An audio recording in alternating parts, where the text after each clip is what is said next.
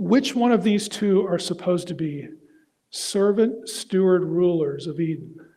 I think the answer is going to be, yeah. Like, why are you asking me to pick?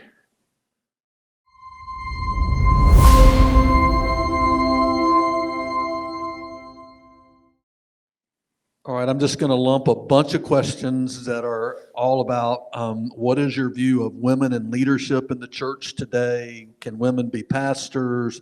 Your position on the complementarian versus mutualist or egalitarian point of view. So, and then all the passages that revolve around that. 1 Timothy 2 and Phoebe being a deliverer of the letter. Yeah. How do you sort it through? Where are you at? Well, some of these things are really peripheral, like, Phoebe being a deacon or delivering something. Why do we have to assign high church leadership status to that? Okay. Now, the passage is important because of the qualifications for a deacon, which get mimicked in the qualifications for a pastor. So if Phoebe passes the test, and the test is essentially identical for a pastor figure, well, that matters because it's the same set of criteria. So in my estimation, that is an important passage for it. I have to say this, and I don't want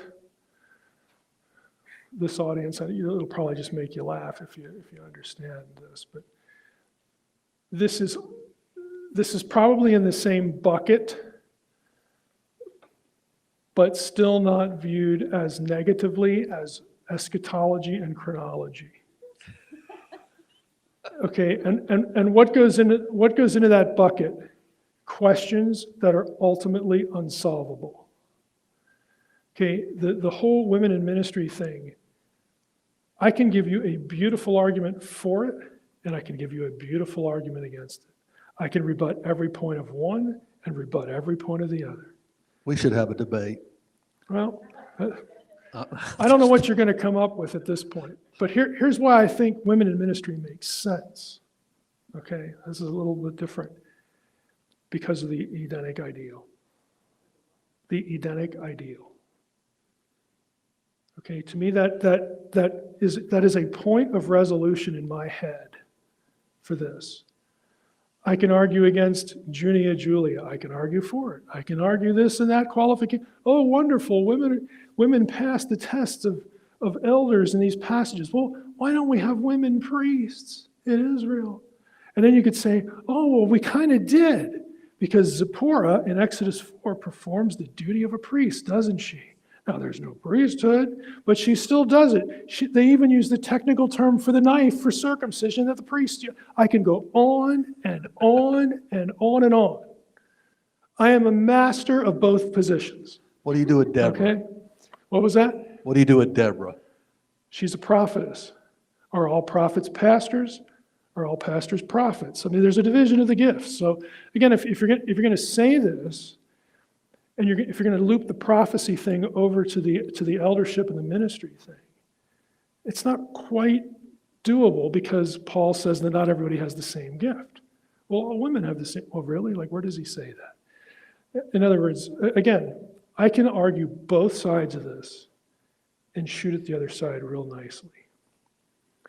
So what resolves it in my head, what makes me feel positive about an egalitarian position is ultimately, I think, if we were to go back to Eden and ask this question, which one of these two are supposed to be servant, steward, rulers of Eden?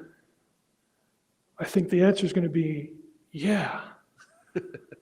Like, why are you asking me to pick?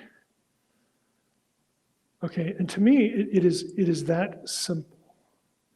I don't really care about any of the other arguments because I can build them and I can tear them down.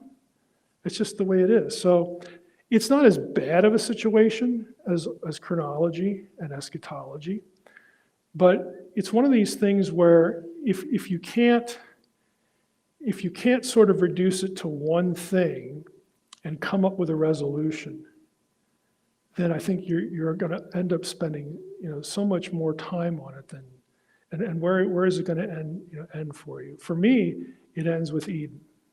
That's where the it mic ends. drop moment there, people, right there. It's the Edenic ideal, settles it, okay? Well, it's the simplest answer. So it's Occam's razor. All right.